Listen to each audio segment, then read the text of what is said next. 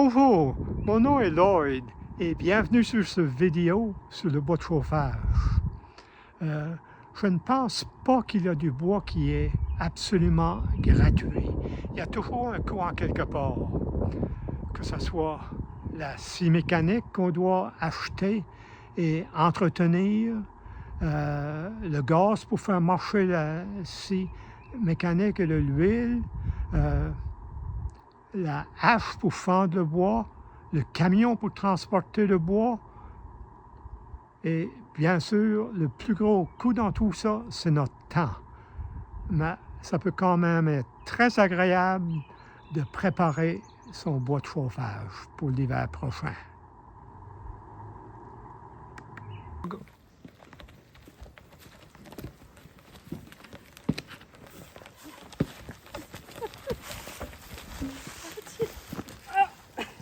Il a bataille.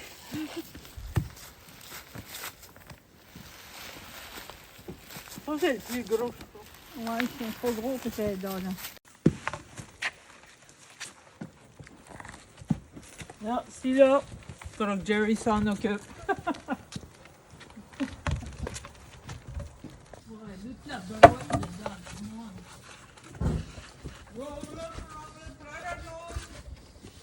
Il m'entendrait pas, même si je lui dirais.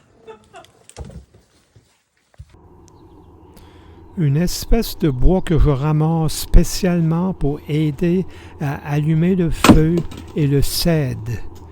Ici, je fends le cèdre pour en faire des éclats ou des bois d'allumettes pour commencer le feu.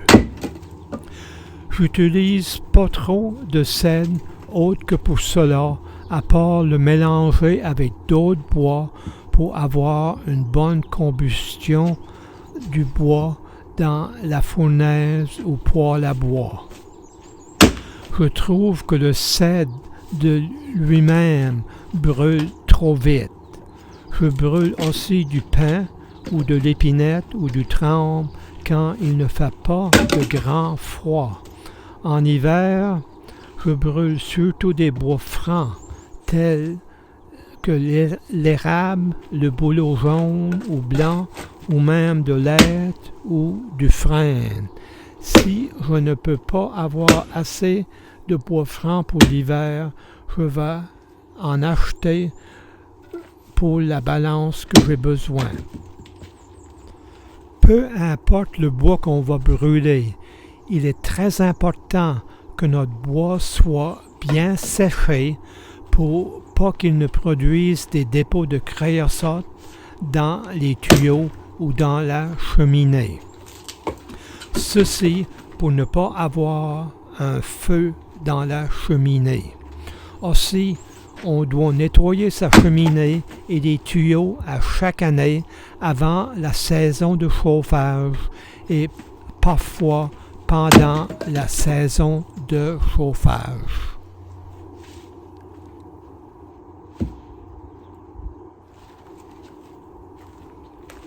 Parfois, quand on fait son bois de chauffage, on a de la petite visite. Que diriez-vous? Un écureuil, un tamiya ou un suisse?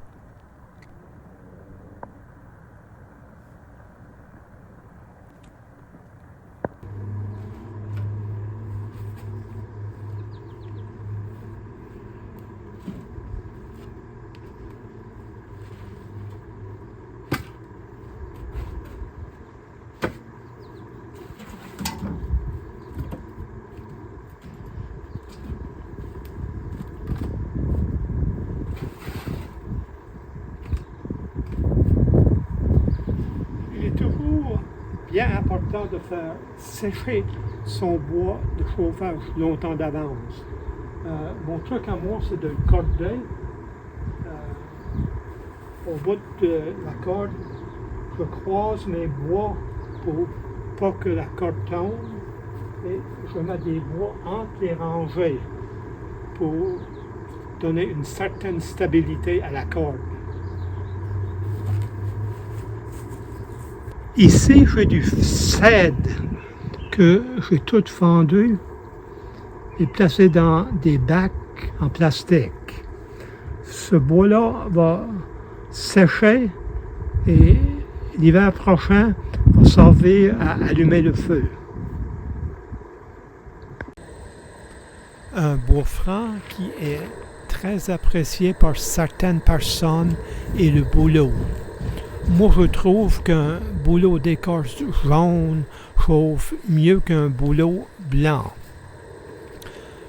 J'ai coupé ce bouleau blanc sur mon terrain parce qu'il penchait trop vers le chemin. Ici, je fends ce bouleau pour qu'il sèche mieux avant de le rentrer dans la maison pour le brûler. Si jamais un bois est trop difficile à fendre avec ma masse à fendre, comme je n'ai pas de fendeuse à bois, je vais utiliser ma scie mécanique pour commencer à couper le bois en deux et je vais finir avec ma masse à fendre.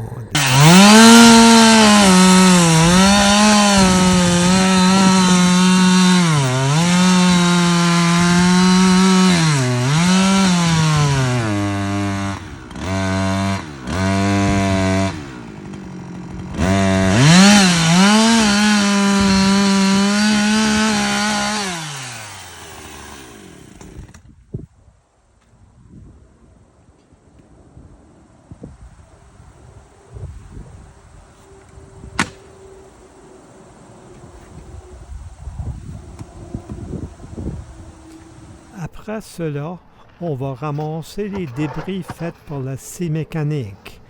Ces débris de bois, on peut s'en servir pour aider à faire son feu. On peut s'en servir comme paillis autour des plantes ou bien les jeter.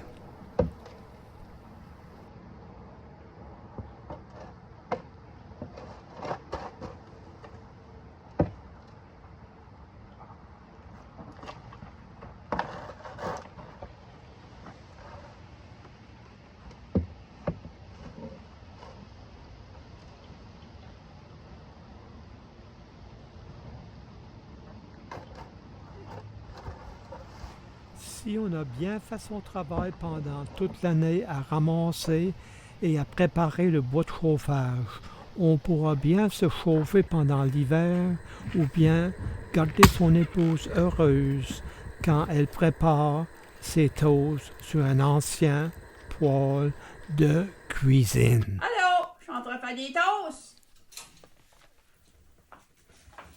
3 toasts en même temps.